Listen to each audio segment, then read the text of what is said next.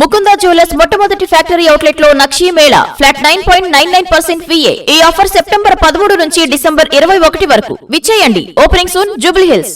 ఆర్థిక సంవత్సరంలో మూడింట 2 వంతులు పూర్తయ్యేసరికి రాష్ట్ర ప్రభుత్వం ఆదాయం అంచనాలను సగం కూడా అందుకోలేదు. నవంబర్ నెలాఖరు వరకు వచ్చిన రాబడులు బడ్జెట్లో పేర్కొన్న మొత్తంలో 47% మాత్రమే అధిగమించాయి. పన్ను ఆదాయం అంచనాలను 57% అధిగమించింది. పన్నేతర ఆదాయం కేంద్రం నుంచి వస్తాయనుకున్న గ్రాంట్లు మాత్రం అంచనాలను 15% మాత్రమే దాటాయి. 8 నెలల్లో ఖజానాకు ఆదాయం ద్వారా 1,00,000 కోట్లు రాగా అప్పుల రూపంలో 58,000 కోట్ల రూపాయలు వచ్చాయి.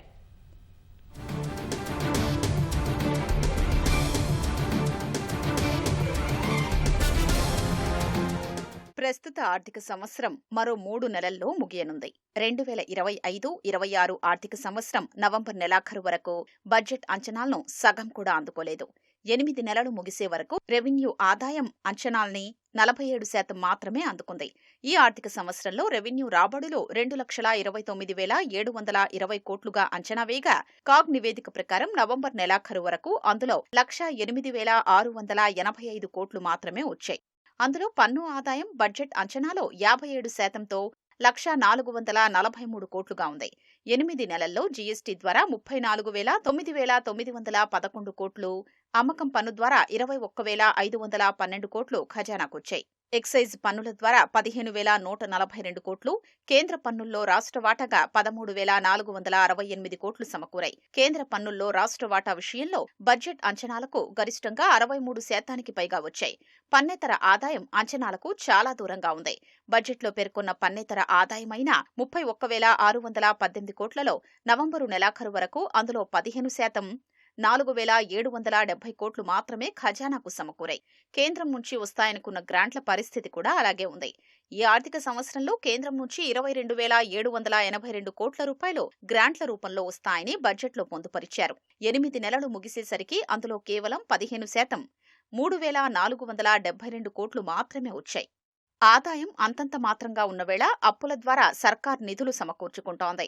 ఈ ఏడాది ఎఫ్ఆర్బీఎంకు లోబడి 64,539 కోట్ల రుణాలు తీసుకోవాలని రాష్ట్ర ప్రభుత్వం ప్రతిపాదించింది. కేంద్రం అందులో 54,009 కోట్ల మేర అప్పులకు అనుమతించింది. అయితే రాష్ట్ర ప్రభుత్వం నవంబరు నెలాఖరు వరకు 58,068 కోట్ల రూపాయలు రుణాల ద్వారా సమీకరించుకుంది. అన్ని రకాలుగా ఖజానాకు 8 నెలల్లో 166,785 కోట్లు సమకూరాయి. బడ్జెట్ అంచనాలో ఇది 59% వరకు ఉంది. నవంబర్ నెలాఖరు వరకు ప్రభుత్వం 1,54,499 కోట్ల రూపాయలు ఖర్చు చేసింది. బడ్జెట్లో పేర్కొన్న మొత్తంలో ఇది 58% దాటింది. వడ్డీల చెల్లింపులకు 18,486 కోట్లు, వేతనాలపై 32,007 కోట్లు, పెన్షన్లపై 12,526 కోట్లు, రాయితీలపై 9,990 కోట్లు వ్యయం చేసింది.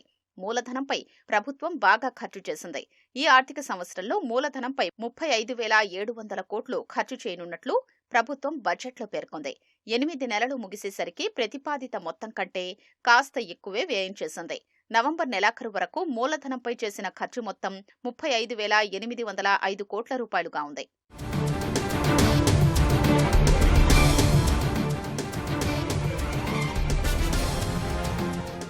సాధారణ రంగంపై 40,928 కోట్లు, సామాజిక రంగంపై 51,858 కోట్లు, ఆర్థిక రంగంపై 61,712 కోట్ల రూపాయల్ని ప్రభుత్వం నవంబరు వరకు వ్యయం చేసింది. ఆర్థిక సంవత్సరంలో 8 నెలలు ముగిసేసరికి 9,372 కోట్ల రెవెన్యూ లోటు, 58,068 కోట్ల ఆర్థిక లోటు, 39,582 కోట్ల నికర లోటు ఉన్నట్లు తేల్చారు.